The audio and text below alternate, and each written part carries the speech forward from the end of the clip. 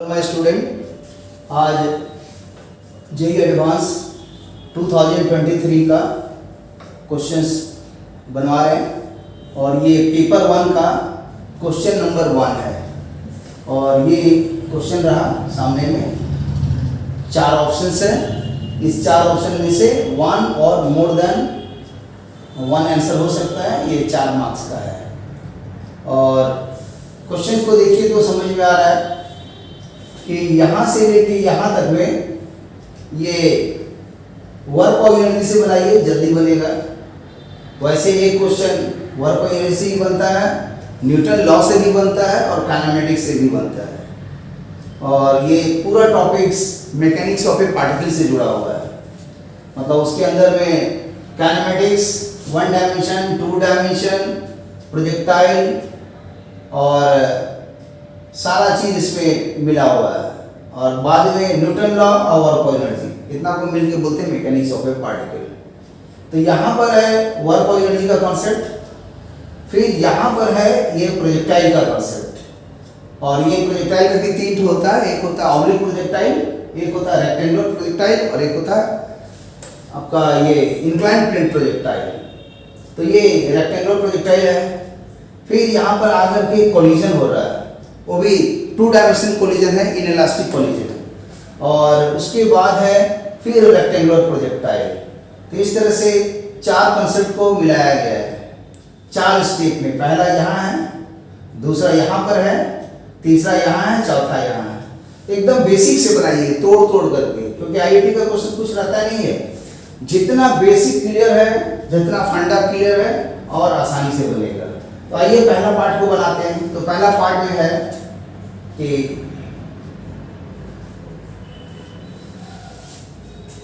Law of conservation of energy, law of conservation of energy जानते ही हैं। Total mechanical energy initial and final same होगा, sum of the potential energy and kinetic energy, जो starting में होगा बाद में भी होगा। तो यहाँ पर ये रेस्ट में है तो काइनेटिक एनर्जी 0 है और पोटेंशियल एनर्जी हो गया mgh।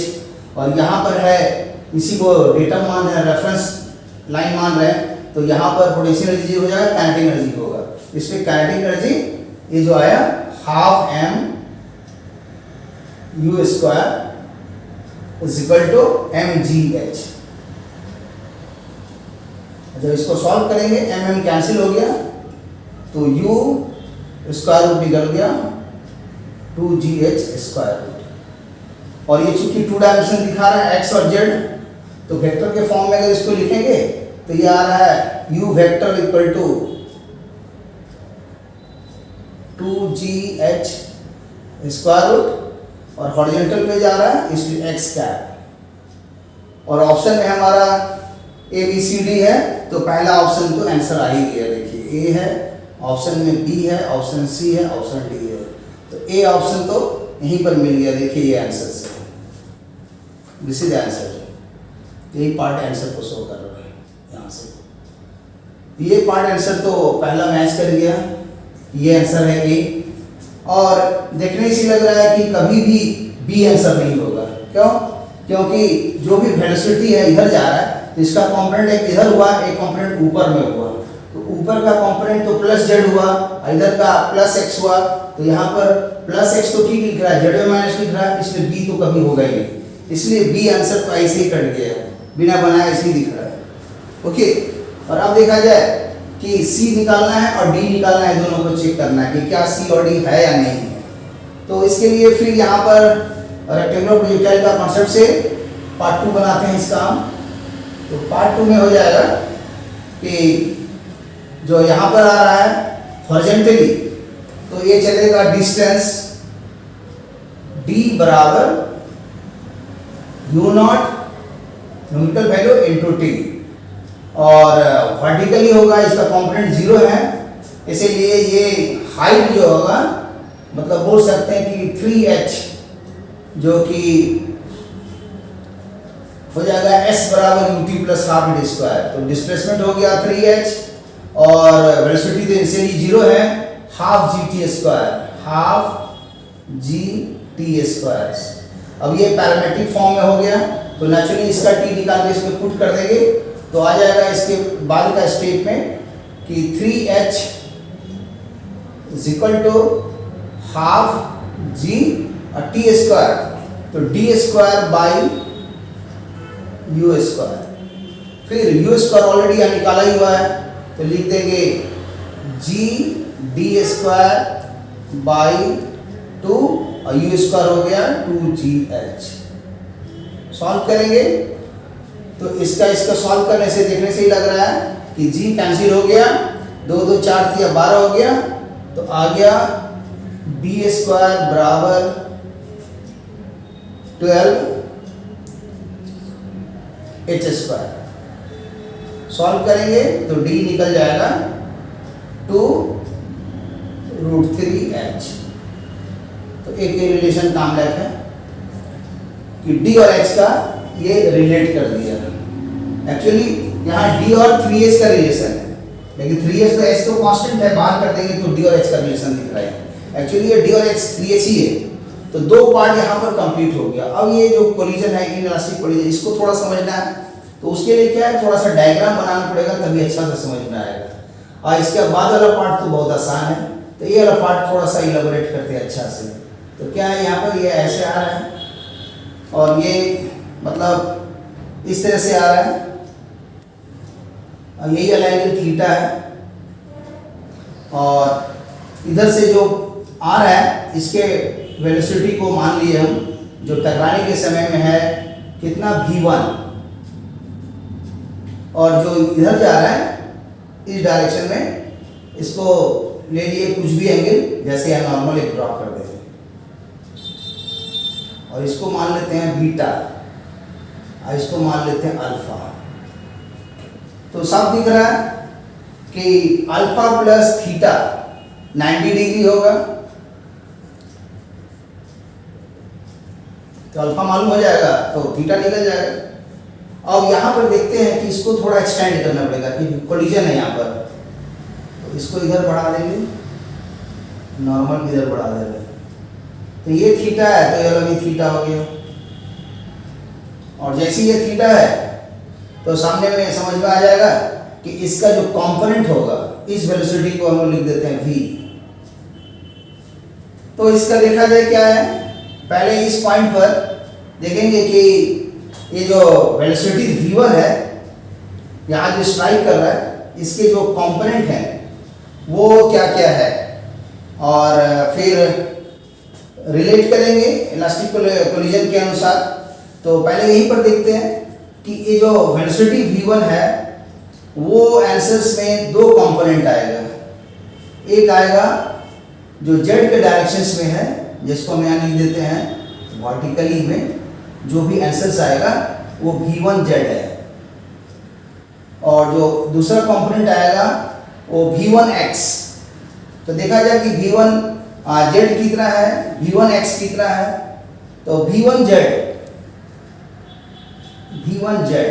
मतलब इसका वर्टिकल कंपोनेंट इसका, तो v1z और एक कंपोनेंट होगा इसका, तो ब्रेक करने से इधर दिखेगा, वो आएगा v1x, और यही दोनों का रिजल्टेंट ये v1 वैल्यू है।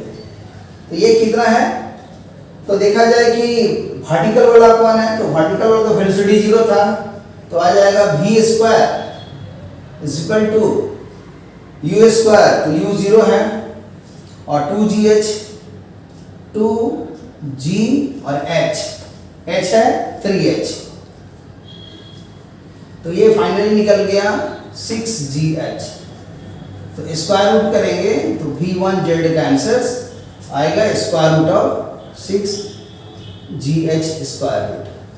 लेकिन चूंकि ये डायरेक्शन में निगेटिव है तो ये न्यूमेरिकली सही है, ये न्यूमेरिकली आंसर है।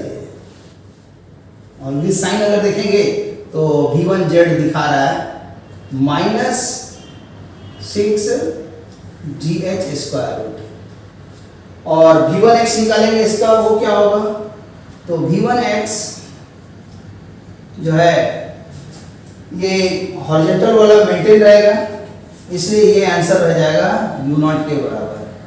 u0 क्या है, 2gh स्क्वायर रूट। और इसको सॉल्व करके हम लोग निकाल सकते हैं कि यूज करेंगे तो आ जाएगा कि V1 square is equal to, इसका आ जाएगा V1Z square plus V1X square, ये आ जाएगा 6 और ये 2 8GH स्क्वायर रूट, ये आंसर आएगा। और इसको भी स्क्वायर रूट कर देते हैं तो ये V1 का वैल्यू 8√GH, ये वैल्यू निकल गया कि कितना है। और अगर हम लोग को थीटा भी फाइंड करना है तो ये थीटा कैसे होगा, तो यहाँ पर देख रहे हैं कि ये थीटा है तो वर्टिकल कंपोनेंट tan थीटा निकालते हैं। तो वर्टिकल कंपोनेंट हो गया V1Z,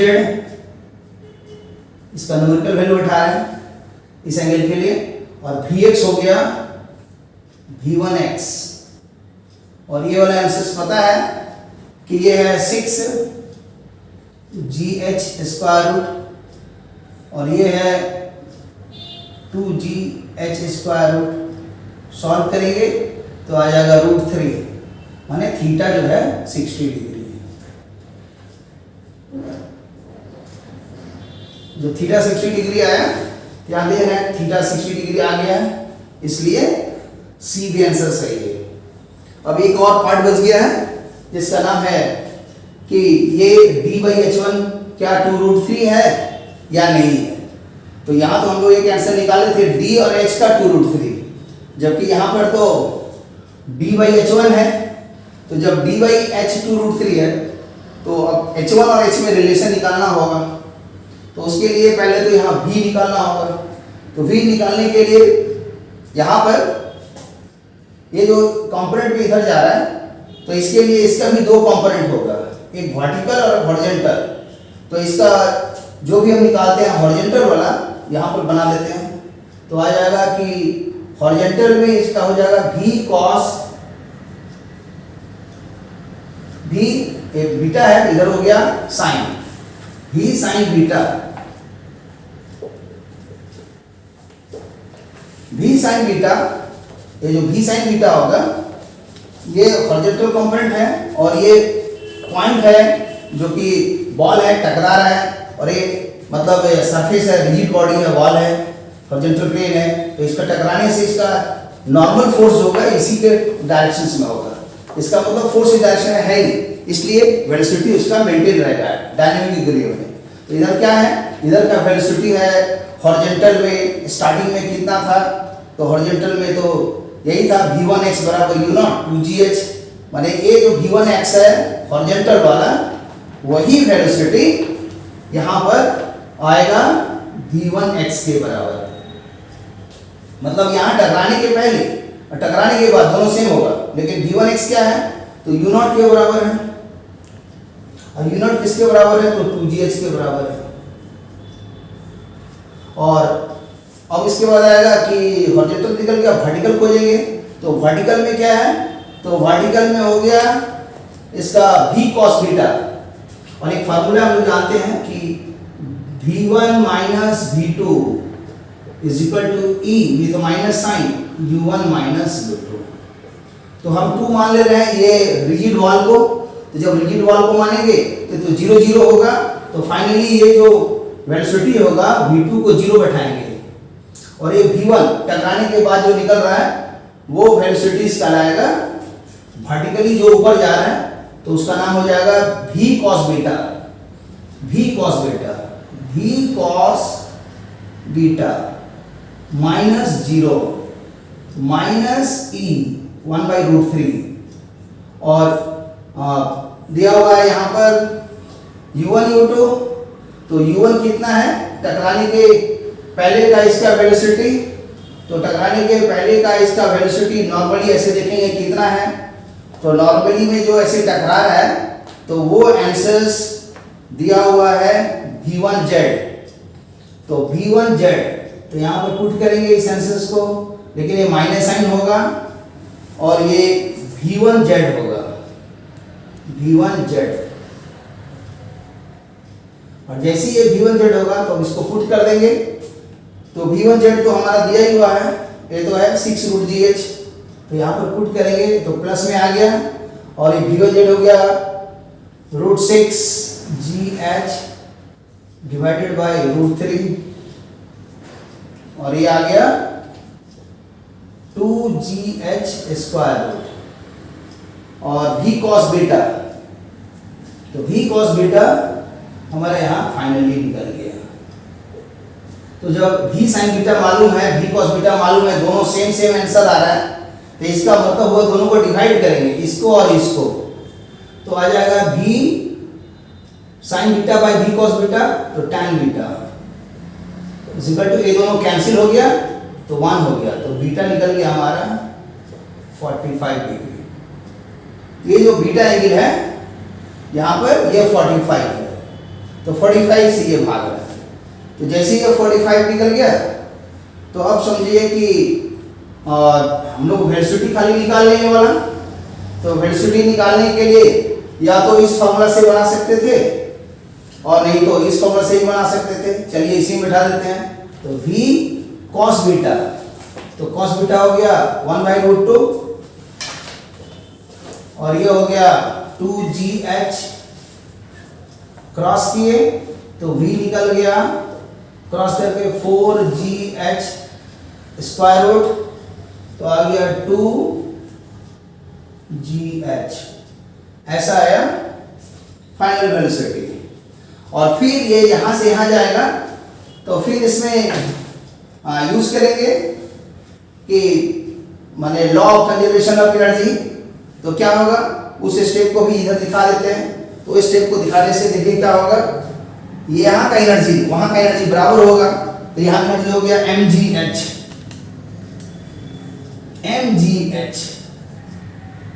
mgh1, ये हो गया पोटेंशियल एनर्जी। और काइनेटिक एनर्जी यहाँ हाफ एम वी स्क्वायर, तो हाफ एम, ये पूरा वेलोसिटी वी स्क्वायर, और वी स्क्वायर हम लोग को पता है, यहाँ से क्या है वी स्क्वायर करेंगे तो 4gh, यहाँ बैठा देंगे हाफ एम, अब वी स्क्वायर की जगह 4gh, तो ये आ जाएगा 2gh, ये आया 2gh, और ये सॉल्व करके दिख रहा है इनटू यहाँ पर m भी होगा, m छूट गया into m, m cancels, g भी कैंसिल, तो 2h, h1 equal to 2h। और यहाँ पर दिया हुआ है एक रिलेशन जो निकाले थे हम लोग, वो था d बराबर √3h, सिंस d बराबर √3h, d बराबर 2√3h, 2√3h, इसको लिख सकते हैं √3 इंटू 2h, और 2h क्या है h1 है, तो √3 h1 हो गया, तो d बाई h1 क्या होगा, तो यहां से निकल जाएगा कि d by h1 equal to √3, तो d बाई h1 ऑप्शन में तो दिया है 2√3, और बहुत लोग बनाए भी हैं इसको सोल्यूशन को, जो लिख रहे हैं 2√3 होगा, लेकिन हकीकत है वो होगा सिंपली √3। 2√3 कब आएगा, जब ये वाला आंसर आएगा कि d और h का रिलेशन, तब वो दिखेगा, लेकिन यहाँ पर तो d और h1 है, इसीलिए ये d आंसर नहीं हो सकता, रॉन्ग है, तो इसीलिए फाइनली ये इसका आंसर है, और ये इसका पूरा एनालिसिस के साथ सॉल्यूशन है।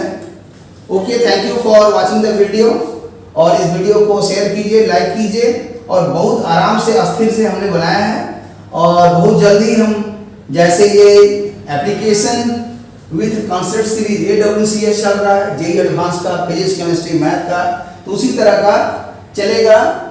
एप्लीकेशन विथ कॉन्सेप्ट सीरीज की जगह concept series physics chemistry math का कॉन्सेप्ट सीरीज भी देंगे, जिससे कि ये मतलब इनइलास्टिक कोलिजन 2 डायमेंशन 1 डायमेंशन वो सब एक्सप्लेन करेंगे। प्रोजेक्टाइल तो ऑलरेडी हम वीडियो में डाले हुए हैं, सबको पढ़िए, वर्क और एनर्जी पढ़ाएंगे। तो ये सब कंसेप्शन क्लियर होना चाहिए। अगर कंसेप्शन क्लियर है तो क्वेश्चन बड़ा है उसे मत घबराइए। आईआईटी के क्वेश्चंस क्या रहते हैं, देखने में खाली बड़ा रहता है, लेकिन उसके बनाने जब जाइएगा तो वो टुकड़े टुकड़े करके बनाइए और सोच के अच्छा फंडा से बनाइए तो काफ़ी है। इसलिए सबसे पहले जरूरी क्या होगा, कॉन्सेप्ट को पूरा क्लियर कीजिए जितना जल्दी हो सके, और एप्लीकेशन खूब कीजिए। कम से कम वो जो 46 साल का जो जेईई एडवांस का क्वेश्चन है और जेईई मेन का 22 साल का वो बनाइए। 22 साल का कब से है, 2002 से लेके 2023 तक का होगा, और जेईई एडवांस का है 1979 से लेके 2023 तक का। तो 46 साल का IIT JEE advance, 46 years JEE advance, कहां से कहां, 1978 से लेकर के 2023। पहले इसको बनाइए प्रीवियस ईयर क्वेश्चन बैंक। इसके बाद 22 इयर्स का जेईई मेन बनाइए,